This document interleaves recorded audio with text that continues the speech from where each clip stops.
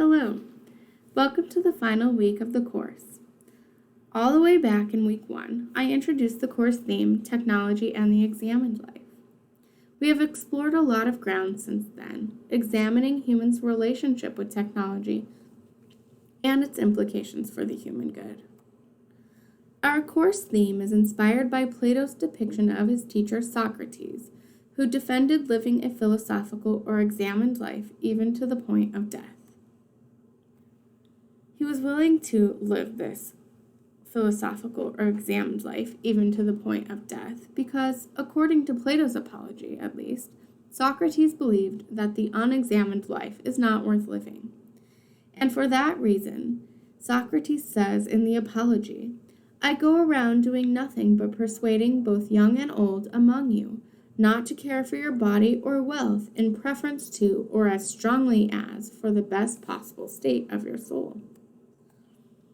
Socrates describes the great city of Athens as a noble but sluggish horse that needs to be stirred up and roused out of its lethargy in order to become the most excellent version of itself. He casts himself as the gadfly, the annoying horsefly, whose job it is to bite the horse and rouse it out of its sluggish state and into a state of excellence. Like Socrates, the 20th century German philosopher Martin Heidegger and his American interpreter Hubert Dreyfus do not view philosophy merely as an abstract or academic exercise, but as a way of being in the world, a way of being involved with and invested in the world. Heidegger's view of the examined or philosophical life, as explained by Dreyfus and other philosophers in the film Being in the World, is a life of authenticity. A person who lives an authentic life does not simply do what one does because that's just what one does. In other words, the authentic person doesn't blindly follow social norms and conventions, but instead finds a way to be authentically themselves in the world with others. The authentic person avoids both extremes of unquestioning conformity to social norms and standards on the one hand, and complete exile from the social world of human activity on the other. Instead of either of these extremes, the authentic person makes their life a work of art, responding to and drawing inspiration from their engagement in the world to create a life that is original and truthful. In this way, wisdom and truth are not knowledge about some objective world that exists outside of the human mind and human activity. It is not knowledge of objective facts. Instead, wisdom and truth are a way of being authentic in the world with others, skillfully opening new possibilities for being human in the world with one another. While Heidegger's view of the examined life is not identical to Socrates, they share some similar or at least complementary features. First, both seek to bring philosophy out of the clouds, out of the abstract world of the academy, and back into the everyday world of human experience. Both have in common as well the idea that to live well, to love wisdom, or to live in pursuit of truth or authenticity, it is necessary to question and challenge the status quo, to test and examine the accepted cultural values, norms, conventions, and moral attitudes. To adopt the socially accepted conventions, norms, and status quo without question, that is, to live in any way like the unthinking and enslaved masses of the world state who are enthralled by sleep teaching and soma, distracted from original thought by easy pleasure and instant gratification, to live in any way like these slaves is to fail to live a fully human, fully authentic, or fully flourishing life. Like Huxley, Heidegger and Dreyfus worry that modern technology, with its goals of efficiency, productivity, with its powers of distraction and instant gratification, and with its tendency to turn both the world of nature and human beings themselves into resources to be exploited, will level out and flatten out human being. As stated in the film Being in the World, efficiency demands a certain kind of standardization. You have a few good ways that you become very good at, and then you repeat them over and over and over again. Winner, echoing Socrates, Huxley, and Heidegger, argues that we are sleepwalking through the process of technology, completely reshaping the conditions of human life, human values, and even what it means to be human. As Socrates called his fellow Athenians to wake up and examine their values and conventions, so Winner also calls us to wake up and re-examine the conventional understanding that technology is just a tool. As Heidegger calls our attention to being in the world of human activity and to our own world-creating potential, so Winner asks us to reflect on and to more deliberately direct technology's role in shaping the world of everyday human experience. He calls us to examine the kind of world we are making for each other to live in. Throughout the course, we have examined many technologies with the power to change and shape the human world.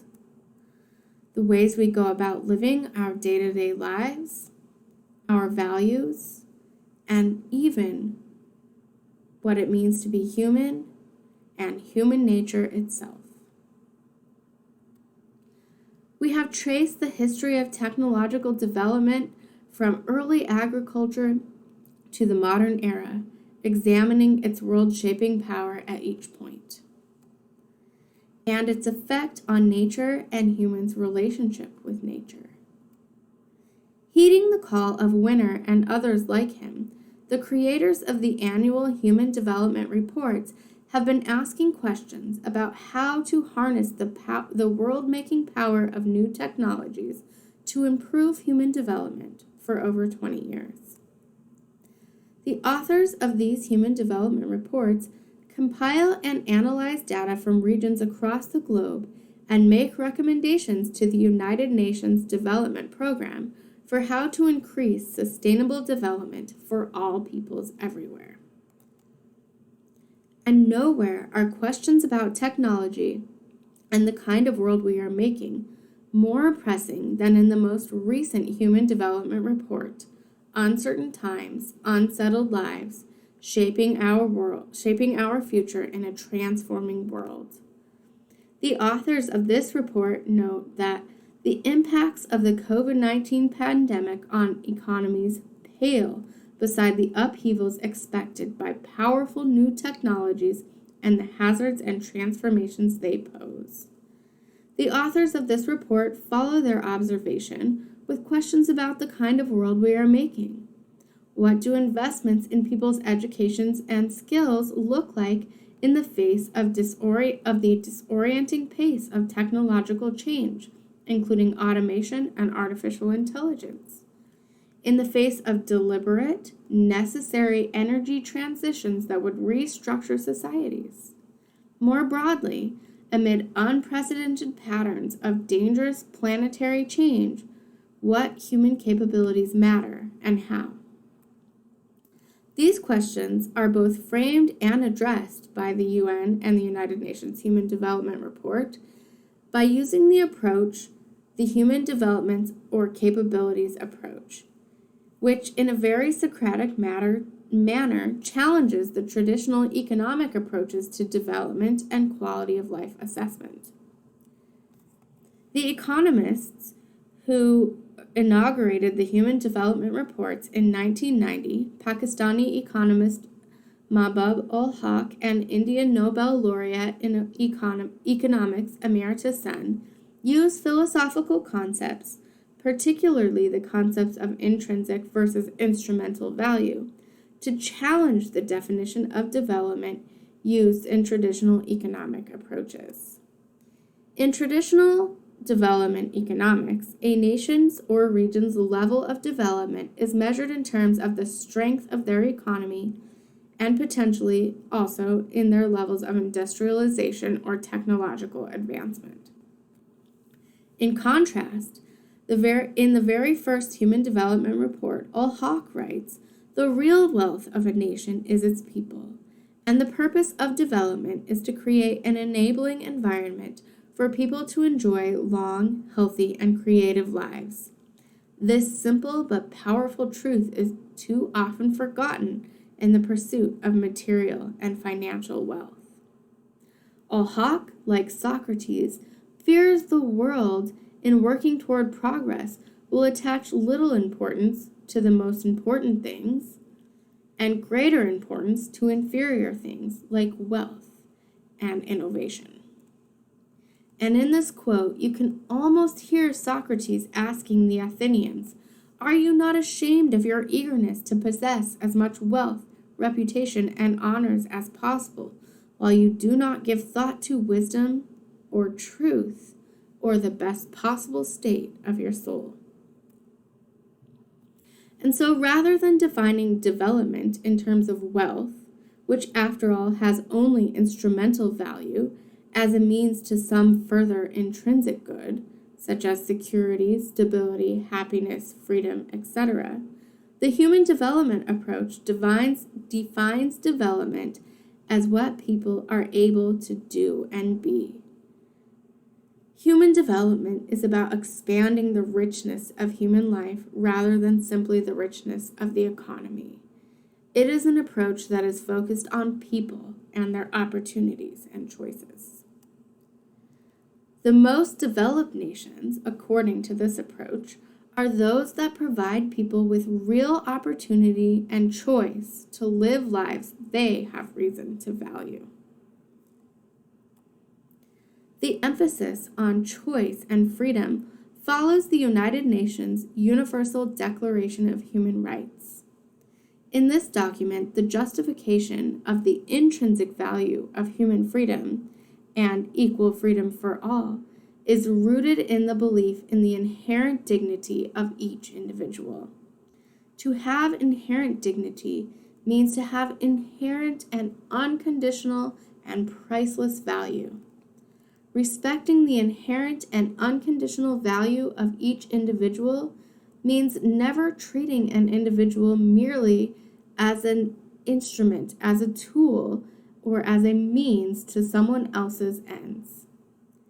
Just the opposite, respecting an individual's dignity means respecting their freedom to choose their own ends and providing opportunities to pursue those ends. Therefore, in addressing questions about what technology should be developed, about who gets access to technologies, and about how they are used, proponents of the human development or capabilities approach will make recommendations that we develop technologies that increase all people's central human capabilities. Capabilities such as being able to live to the end of a human life of normal length, being able to have good health, including reproductive health, being able to move freely from place to place, being able to use the senses to imagine, think, and reason, being able to have attachments to things and people outside ourselves, being able to form a conception of the good and to engage in critical reflection about the planning of one's life, being able to live with and towards others, to recognize and show concern for other human beings, being able to be treated as a dignified being whose worth is equal to that of others, being able to live in concern for and relation to animals, plants, and the world of nature, being able to laugh, to play, and to enjoy recreational activities, having control over one's political and material environment. On this approach, as we consider the kind of world we are making with our technologies, we must consider as well the world we are making for others. Are the freedoms and capabilities of some expanded at the expense of others? Are we building an inclusive world that gives everyone equal opportunities for freedom of choice and opportunities to pursue their vision of the good life? how much technology is really required to expand people's freedoms. So now, in this week, our final week, it is your turn. What is your approach to technology and technological development? How will you evaluate the relationship between technology and the human good? What recommendations will you make? And will you continue to live out the examined life after the course ends?